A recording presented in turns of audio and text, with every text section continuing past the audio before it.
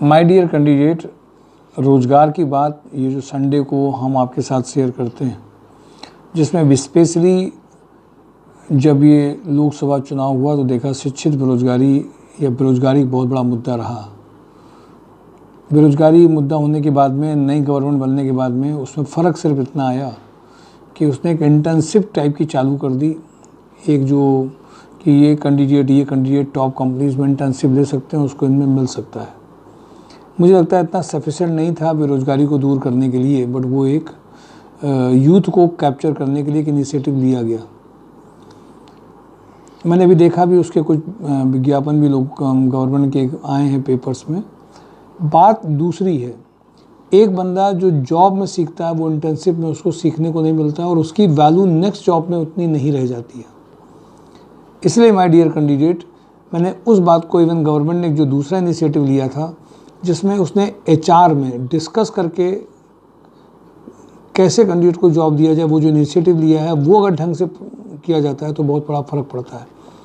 हम लोग एक अपने छोटे स्तर में छोटे तरीके से जब जो अनएम्प्लॉयड कैंडिडेट हैं जब उनसे मिलते हैं, बात करते हैं और जब वो अपनी प्रोफाइल कंपनीज़ में हम लोग उनको देते हैं तो कंपनीज़ में जो रिजेक्शन होता है उस रिजेक्शन को रोकने के लिए क्या किया जा सकता है। Technical non technical office job में जो भी कैंडिडेट्स हैं जिन्होंने जो भी पढ़ाई करी है उस पढ़ाई के बाद में उनको अपने कोर का मिल पाना मुश्किल हो जाता है,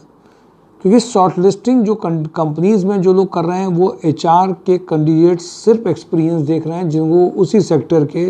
और उसी के जो प्रोफाइल के हों। ये एक बहुत बड़ा पार्ट है।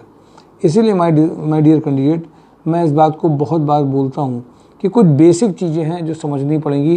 कि अगर हम ऑफिस एडमिन जॉब में जा रहे हैं जनरल, अब वो परचेज हो सकती है, स्टोर हो सकती है, HR पेरोल हो सकती है, कोई भी ऑफिस एडमिन की मान लीजिए 400 प्रोफाइल्स हैं ऑफिस जॉब में, जनरल एक कैटेगरी रख लेते हैं ऑफिस जॉब में। उन 400 प्रोफाइल में मान लीजिए आप परचेज में हो तो उसमें वेंडर के लिए कैसे फाइनलाइज करते हैं और कहाँ के वेंडर आपने देखे हैं, कुछ आपको उसकी प्रोडक्ट नॉलेज है कि नहीं है, इन बातों से सिलेक्शन हो जाएगा। स्टोर अगर आपके पास में तो स्टोर के कैसे होंगे, पेरोल में आपने PSI चालान कैसे काटा है। अब ये जो चीज़ें हैं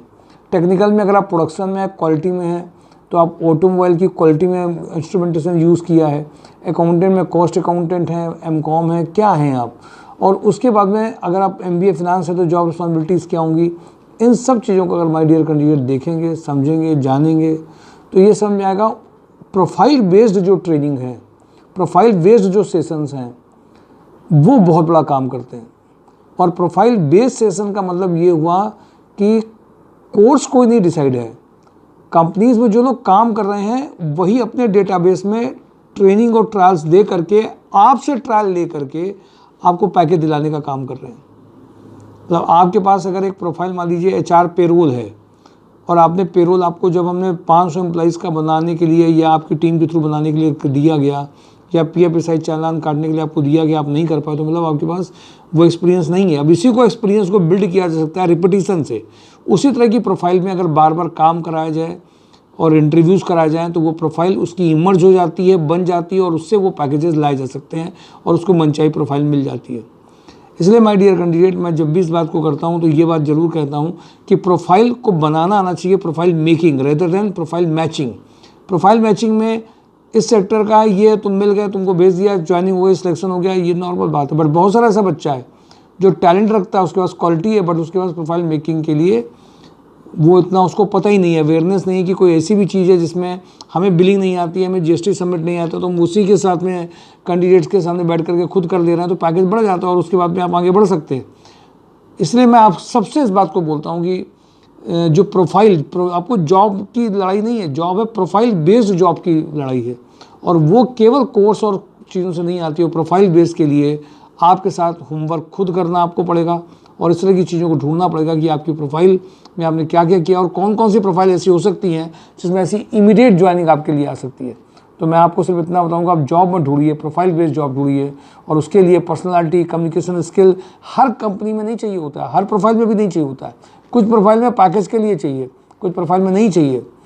तो इसलिए जिनके पास इंग्लिश नहीं है, जो हिंदी मीडियम के हैं, कभी कभी बहुत एजुकेटेड लोगों को बहुत सारी अच्छी प्रोफाइल उस वक्त नहीं मिल पाती जब वो चाहते हैं, बाद में मिलती है।